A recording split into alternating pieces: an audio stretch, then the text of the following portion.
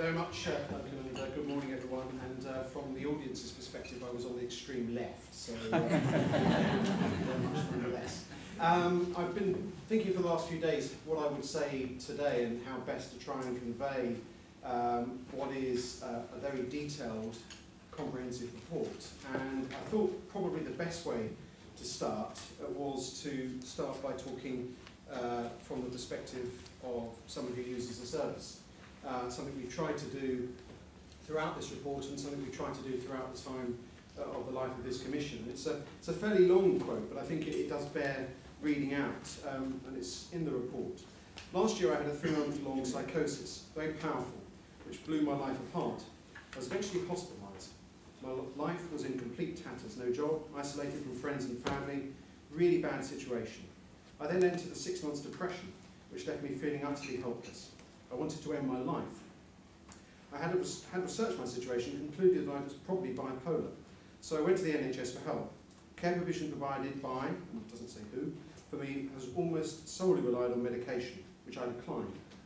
After a number of interviews with a consultant psychiatrist, nurses, care team, not once did anyone ask me about the quality of my diet, question my alcohol consumption, around 40 pints of beer a week, or suggest I do some exercise. I was not once advised to go and hang out with my friends. They just wanted to know if I was suicidal and could only offer medication, lithium, to help me. The impression I got was that these professionals were actually afraid of my illness and did not really have enough understanding of it to offer me any real help. Now, for me, when I reread that, thinking about what I would say today, it really is at the real heart of what this report is all about. Because treating the bipolar, in a way, missed the point. It left out the person and what mattered to them, if you like, what made them happy, what promoted their well-being. And it's why the pursuit of happiness or well-being runs through this report like the words in a stick of rock. And the biggest single cause of misery in this country today is caused by poor mental health.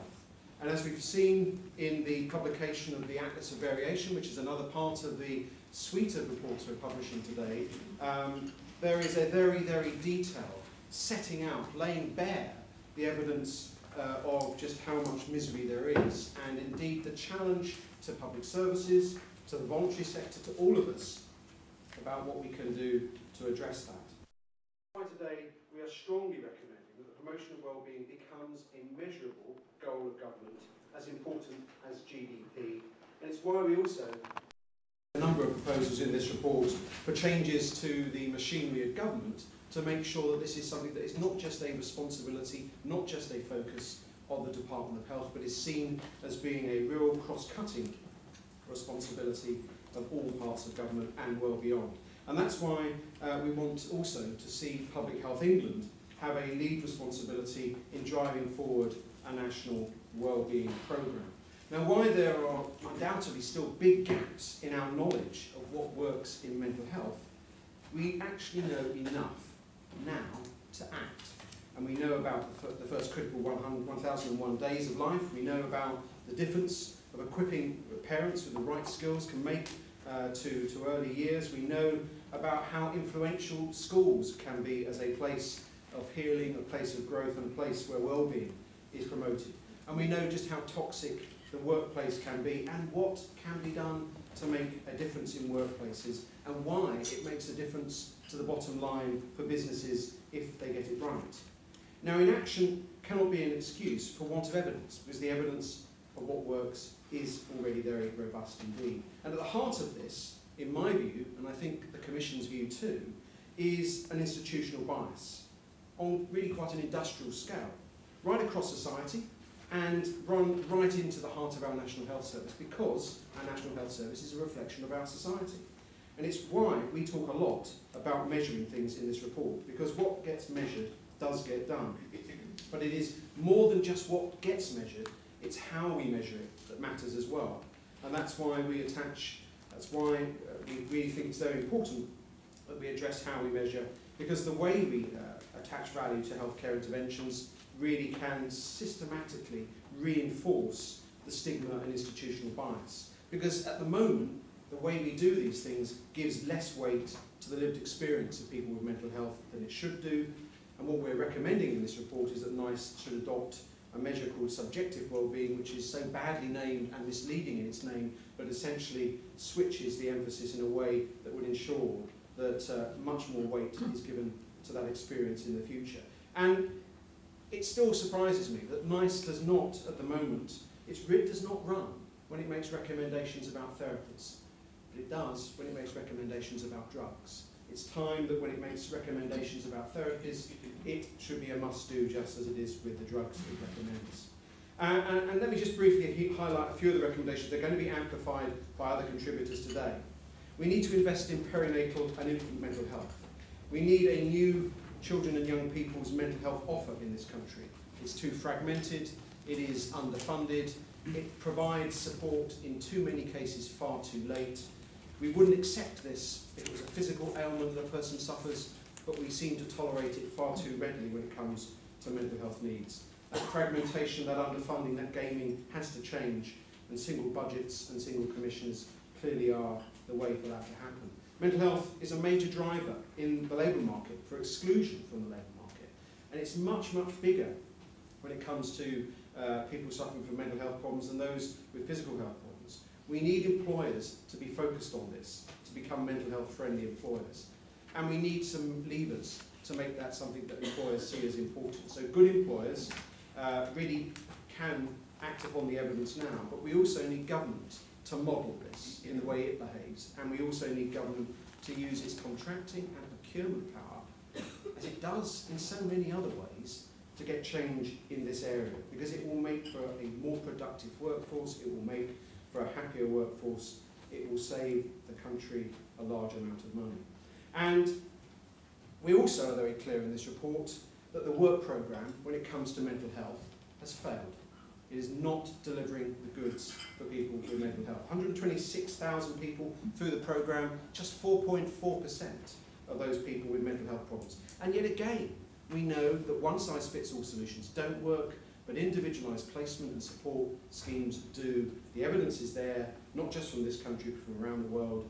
Those that are doing this, we can see the difference it already makes.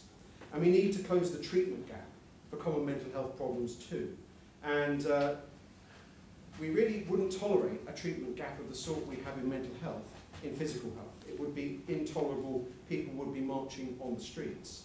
So we need to equip primary care with the right skills. We need to bring in the specialist skills as well. We need to use some of the best examples, which we will be hearing about, for example, from Sandwell later on. And we need to equip the whole workforce to be psychologically minded in the way in which they go about their work. But we also need those that are psychologically trained, the psychiatrists, to see their role in terms of the physical health of people as well. So this report is born of a passion, a shared passion between the commissioners, and maybe on my part, a frustration as well.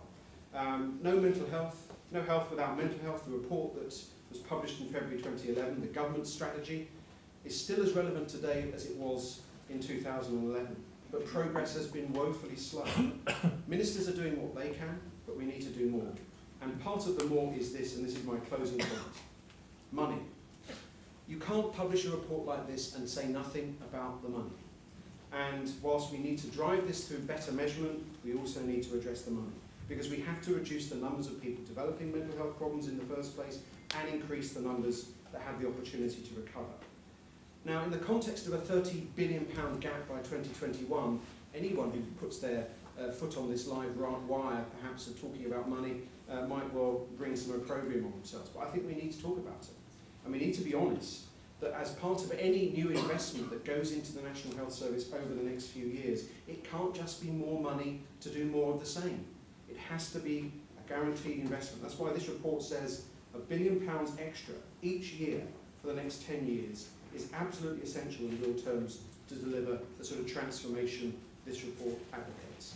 So to end, I want to thank Victor, I want to thank Sue, I want to thank both of the Pauls, and Angela, and Alison. I want to thank Holly and Mark, who have served this commission so tirelessly and well. I want to thank Stephen, who allowed us to use CentreForum to do this piece of work. And I want to tell you that today is not just about publishing a report. Today is not the end of this task. Today is the beginning We now have an agenda. The Commission will not just disappear. We will pursue this agenda in corridors of power, for those that don't have power, to make sure that it actually is an agenda that everyone can embrace and takes forward over the next few years. So that's what it's about. It's not just about opening the link to the report today, it's about opening up the connections to actually deliver this as a real lasting change in this country. Thank you very much.